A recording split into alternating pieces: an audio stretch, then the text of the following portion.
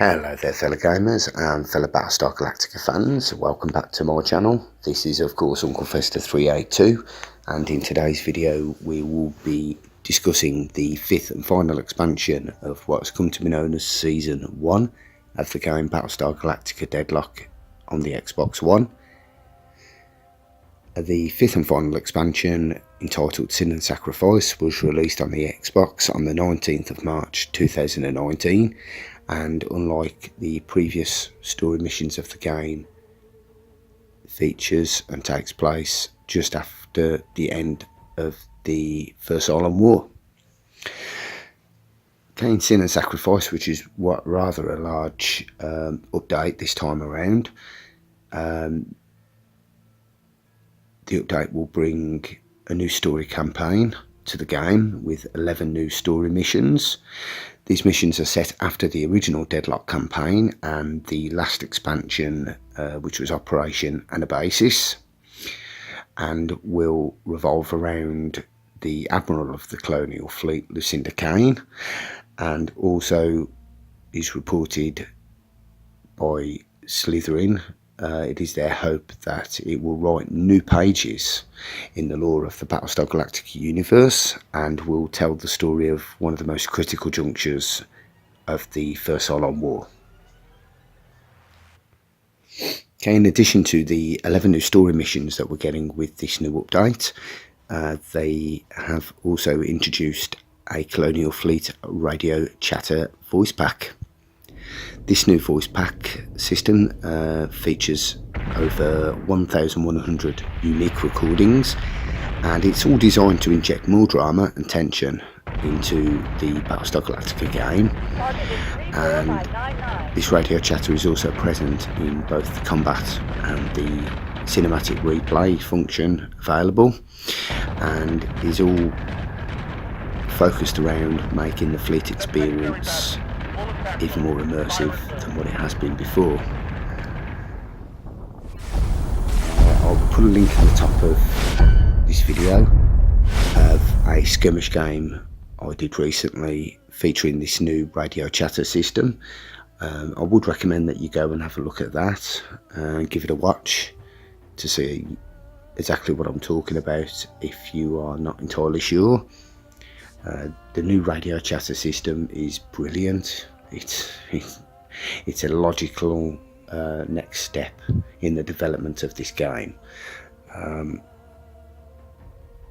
For me, it was one of my favourite, made the whole Battlestar Galactica episodes, at least the reboot, more realistic, and made you feel like you was watching true events, real events that were happening. So I'm incredibly happy with this new radio chatter system, and shows that the developers are thinking about this, and they are working to improve the overall reputation and overall experience of this game. Okay, in addition to the 11 new story missions and also the new lovely radio chatter function that we've been given, they have also brought out two new ships. The two new ships, of course, one for the Colonials and one for the Cylons. For the Colonial Fleet, they have brought out a new ship called the Heracles, which is a heavy gun ship. This heavy gun ship is armed to the teeth. It's heavily armoured plating, so it can stay and survive a lot longer in a firefight. It is covered in heavy artillery batteries, and also features what they call a set of door kickers. So at the front of the ship you've got direct head-to-head assault batteries, making head-to-head assaults that more important. One benefit of the new Heracles gunship, and one of the reasons why I will more than likely be ditching the Minotaur gunship for this ship, is this ship is capable of sustaining a high volume flat field with the point defence turrets which are lined around the outside of the ship. The Heracles gunship is roughly the same length as a Jupiter class battlestar and will be a heavy tool set of firepower in any mission of this game. I think the one benefit of this ship will be to help in the protection of any support ships within your fleet, and will also add a lot more firepower to any combat that you encounter. Okay, for the Cylons, they have brought out a new squadron support carrier. This squadron support carrier is called a Gorgon support carrier. Now this support carrier features a squadron repair function. This squadron repair function will enable rapid turnaround repairs for squadrons from any ship in your Cylon fleet. It also features a sophisticated machine learning matrix. This matrix will track the risk profile of a single squadron and dynamically update the squadron's evasive programming in response to threats. The Gorgon is a sophisticated support ship, perfect for Cylon squadron tactics.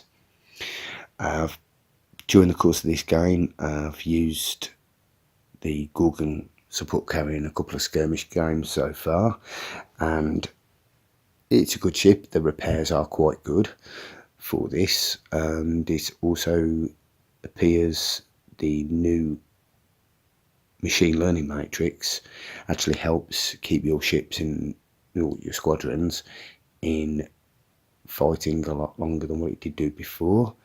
The ability to also repair them, absolutely great. And for every single skirmish game I've played so far, my squadron has far outlived the opposition's squadrons and can hang in a firefight and become a lot more evasive to attack than what they were before. So overall folks, this new Sin and Sacrifice expansion is a welcomed addition to the Battlestar Galactica game, and unfortunately I would have wished for more ships maybe to be brought in the game. I know a lot of people out there have been hoping that they will bring out other loved Battlestars that we all saw during the reboot of the TV series.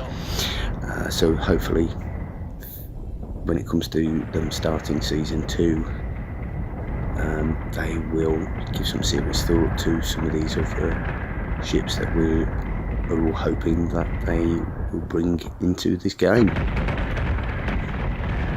Okay then folks, I hope you've enjoyed this video. If you have, then please hit that like button, and of course as always, if you enjoy the videos on my channel, please hit that subscribe button.